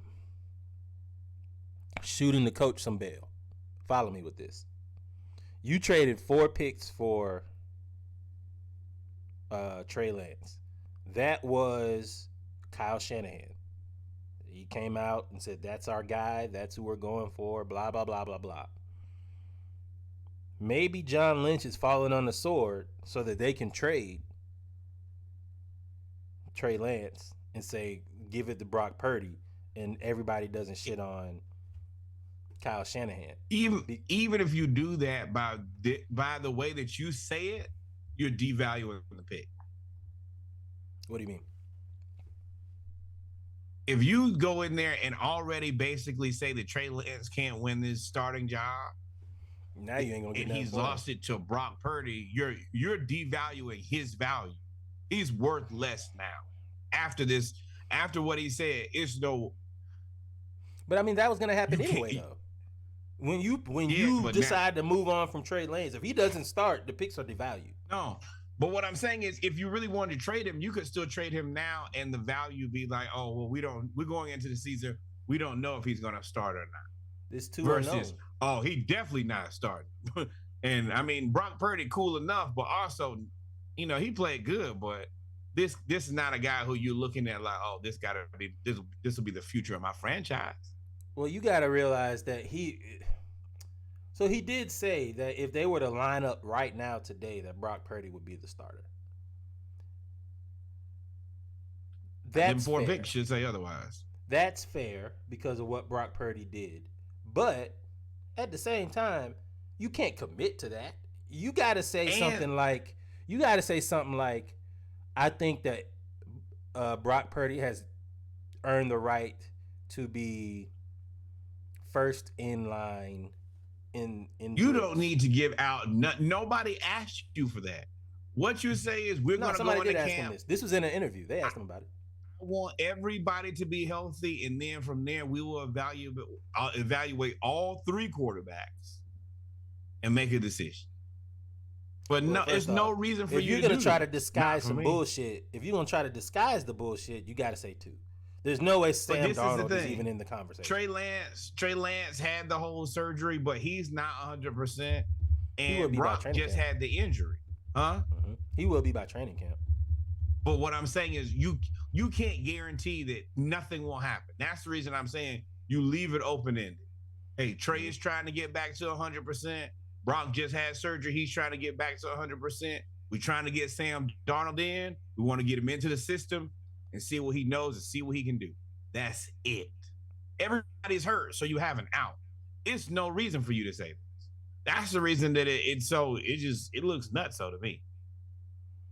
Yeah, it does. It does. I can't endorse it. I don't understand it. Hey, man, y'all better figure it out in San Francisco because y'all are right there.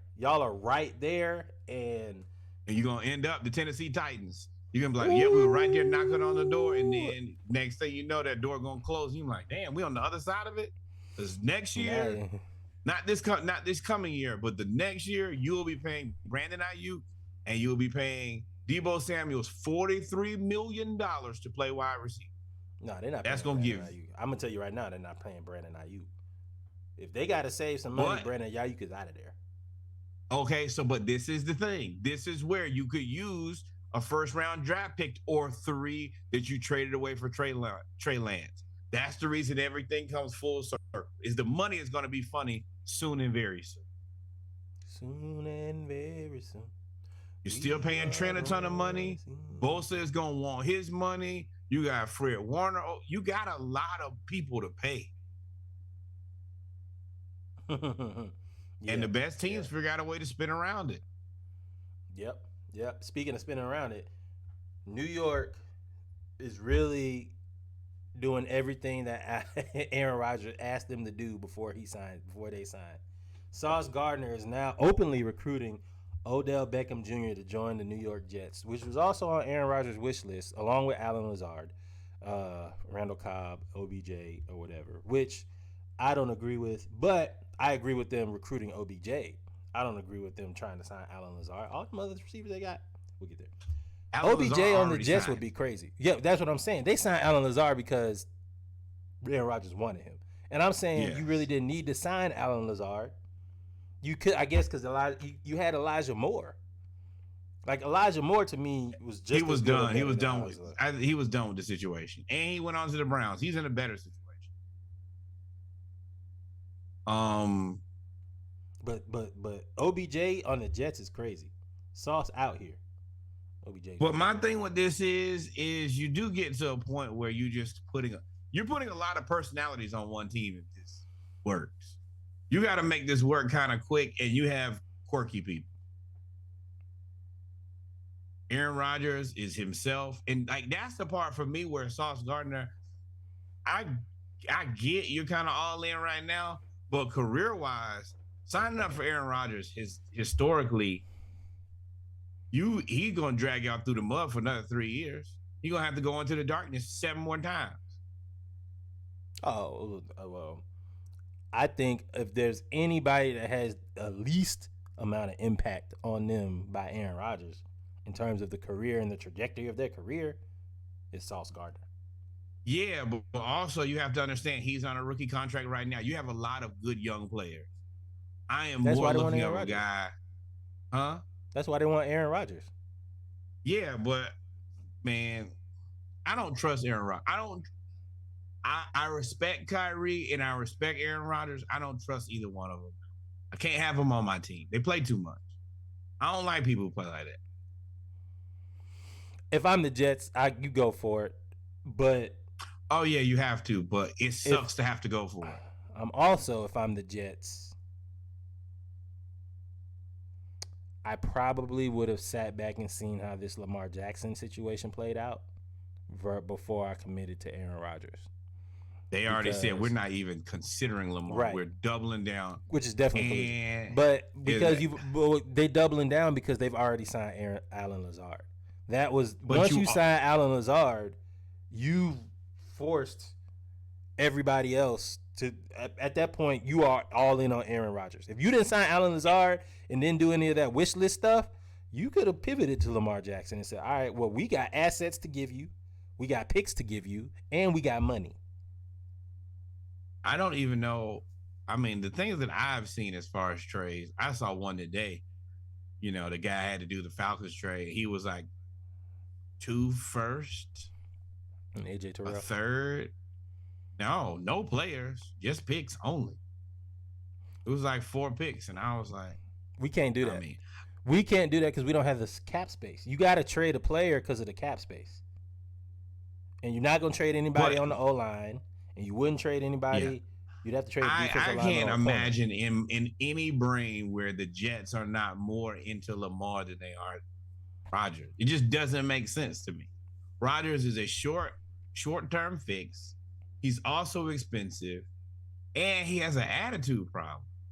Once again, the words of my father, I need this like I need a hole in my head. It does not make sense to me.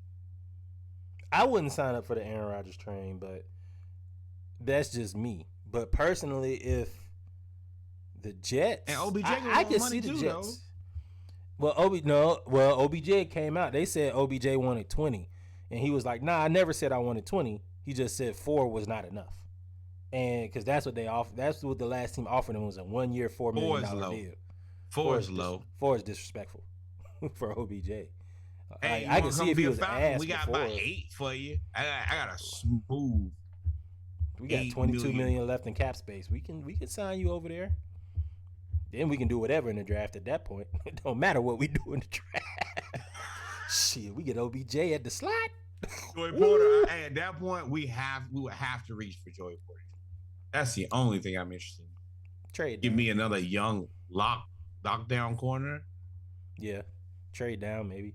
Because I'm not really excited. Aside from Jesse Bates and AJ Terrell, the other signings that they've had and non-signings, I'm definitely seeing what they're going to do in the draft at the cornerback position. But I think we're going where our team has a lot of better filler this year. That's what we signed. Our filler last year was trash. Like imagine just getting this stuff out of your trash, just like all the balled up piece of paper, and that's what our team was. It was 2 good people, 3 good people, and just trash running around. Now I feel like we got legitimate NFL players, just not like top tier players. We don't have 75 good players like the Chiefs and the Rams do every year somehow. I don't understand how they just buy a whole new team. Every year, dog, they buy a whole new team every year. But no, the Rams are screwed. By the way, they are done. But ladies and gentlemen, we come to the end of the Splashcast episode 96. Cooper Kupp will save them. He will jump down from the sky and not turn into Adam Thielen. Nah, if I'm the Vikings, I trade for Cooper Kupp. Get Adam Thielen 2.0. Better Adam Thielen, I guess, is what you want to call him. Is what you call him. No, y'all said he was one of the best wide receivers in the NFL. He is. That doesn't change. We'll see. I cannot wait until you next said year. We'll see for 2 years now. You said we'll see for 2 years now. He got pumpkin written all over him, baby. Pumpkin pie. Boy, pumpkin pie at the pumpkin patch. I'm calling it now. You saying he's going to be ass. Well, we'll see. No, he's going to go back to being who he is. MID, mid. Okay. We come to the end of the Splashcast episode, I'm about to say 69. 96, Around the League edition. Yeah, Monday Night Raw. I'm tired. We appreciate y'all tuning in with us. Thank you for sticking with us through our technical difficulties. We are now going to sign off. Norwood, if we ain't miss anything, take us out. Yes, you're right. We did have technical difficulties. The Chinese weather balloons are back. They could not stop me today. It will never stop me. I am unstoppable.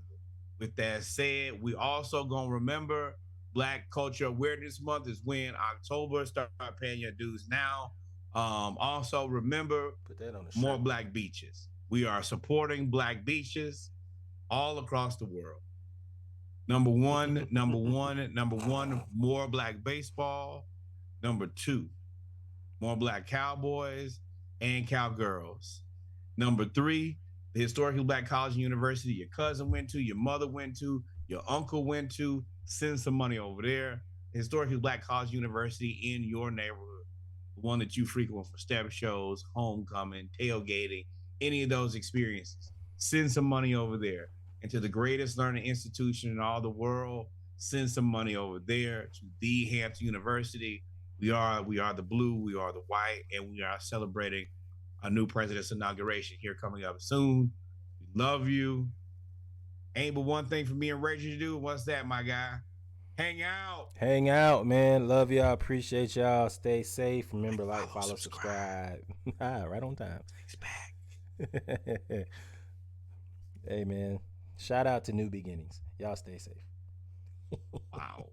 Welcome to the Splashcast. You can find us at the link below.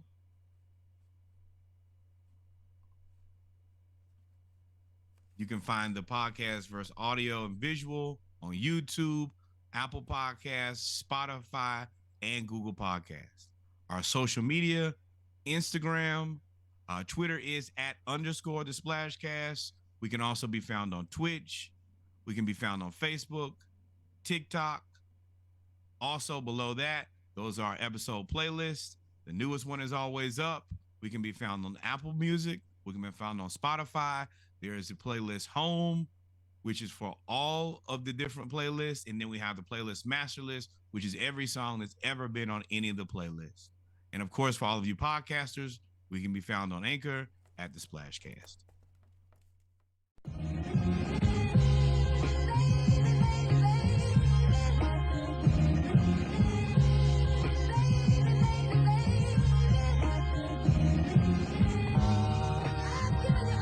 Tsunami.